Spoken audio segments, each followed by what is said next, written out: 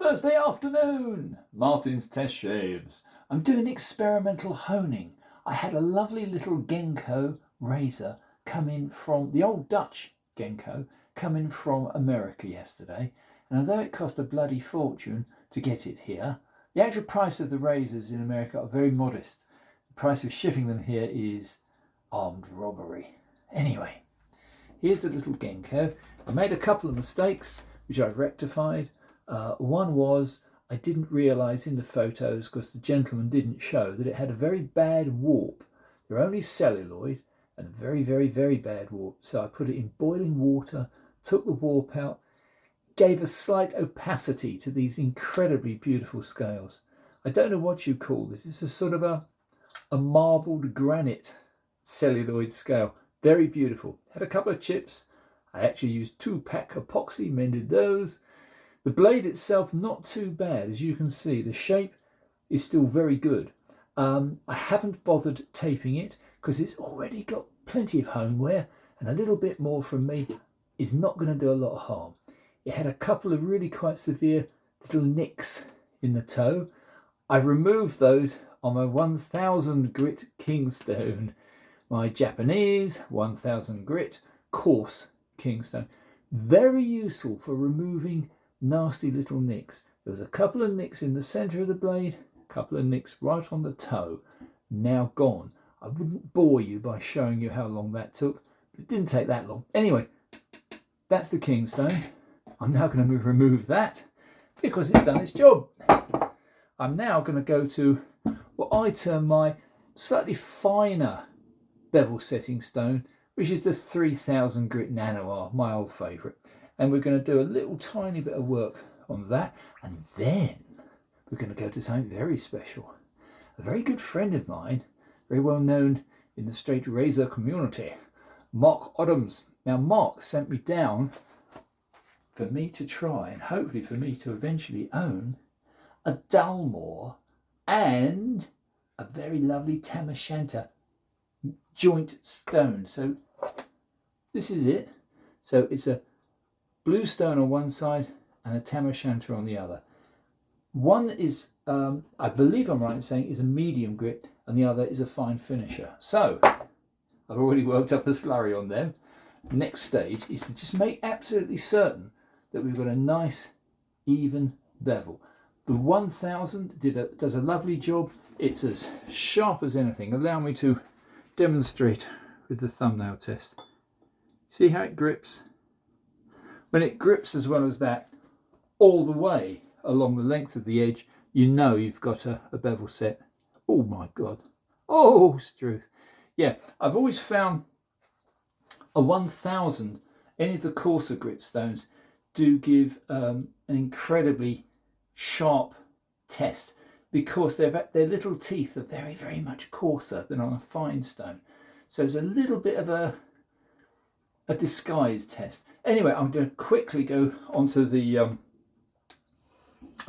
just a few laps on this lovely 3000 grit, and already, can you see already, without any slurry, already it's darkening.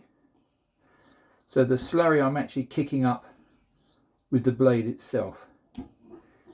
So this is just slight refining of the edge from a 1000 to a 3000, and I don't believe it needs much more than that. So what I'm going to do now, I'm going to slightly cheat. I'm going to call that done, because you can see there's quite a decent amount of metal swarf that has been driven up. See the colour? That's metal. Therefore, that I'm calling that set. So we knew it was set on the 1K. That's a slight refinement by putting it onto the 3K. I can now, just to prove I can do it, so to speak, I'm just going to dry my fingers and check on my little lightweight microscope. This is my favourite because I can actually hold it with my little finger and adjust it with my other fingers. How about that for neat? I don't know the name of it, so please don't ask. All I do know is it's the only microscope I can trust. let's have a quick look. Yep, that's fine. Not a nick to be seen. I'll wipe it on my shorts. Have another quick look. Yeah, that's fine. It's 3,000. Right, now let's go on to the crux of the matter, which is, shall we call the 3,000 grit a medium course? So now I'm going to try, I'm not going to raise a slurry because I think 3,000 is a reasonably medium grit anyway. So this is the Dalmore Blue, courtesy of Scotland and my very good friend Mark. And I would say not a dissimilar feel to the 3000 Naniwa. So I would say we're probably merely replicating the scratch pattern. So I'm going to call that probably done. It's not sticky. It's not giving a sticky feel. But this is a relatively, I suspect, a relatively medium coarse stone. Excuse my ignorance. Now we're going on to the finer, which I did raise a slight slurry on. And that, look at the beautiful colour. That's the Tam O'Shanter. What a beautiful, beautifully marked stone. I hope this comes out well enough for you guys to enjoy as I am. It's got a very slight slurry, as you can see. And it does feel finer. And it's beginning to slightly stick. So I'm not going to go mad. I'm going to just try this razor. It only arrived from America yesterday. I've restored the blade, which didn't need a lot in all fairness. It's got Old Dutch stamped on the tang, and of course it's got the very, very minute New York stamp on it. So of course it is a Geneva cutlery, so it's got Geneva and New York, very, very small stamp, and of course it's got GENCO, and therefore I'm assuming this is a pretty early razor.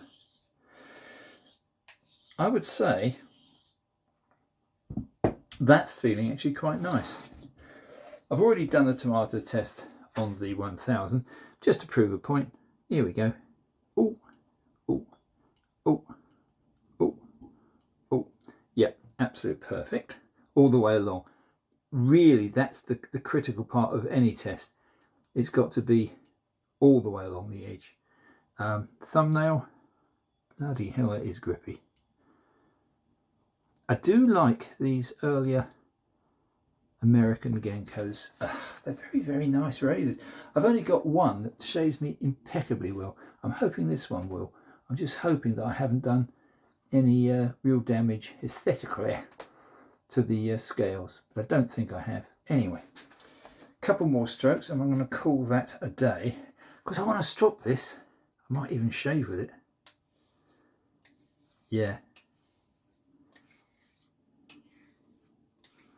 Yeah, I would say feedback wise, yeah, it's starting to stick. Yeah, you can see the resistance. I'll give it a quick glance under the mic, which might show it's then got the fairly typical natural stone edge. It should be a very slightly glazed finish. That's what I'm looking for anyway. But I know the bevel's set.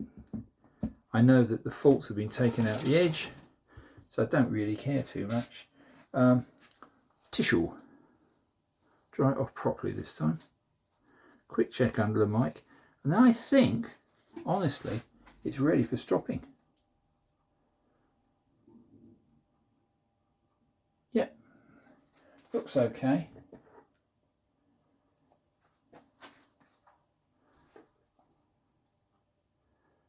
Well, well, well. That still looks, to me, a fairly coarse finish, but you can't always tell. Let me adjust my focus in my devious manner. Can I give a little shout out to an absolute hero of mine, which is Greg, who this morning in the wee hours, well, the wee hours in England, gave an incredibly good demonstration of a shave. He's on his 21st day without stropping his razor. I think that's remarkable, absolutely remarkable. So it's a 31-day challenge, and Greg's already done 21 days. He's using a stainless steel, good quality German razor, and it's absolutely remarkable. Imagine that, 21 days, no stropping, straight everyday shave for 21 days, and it's still a remarkably good edge. So it shows the incredible abilities if you can put a really good edge on to start with. Anyway, this little fella, I think, is ready for a little test stropping and a little test hanging hair, and see if it will actually shave. I think it's absolutely stunning. It came in a, wherever it's gone, a rather scruffy box. Oh yes, little scruffy original box.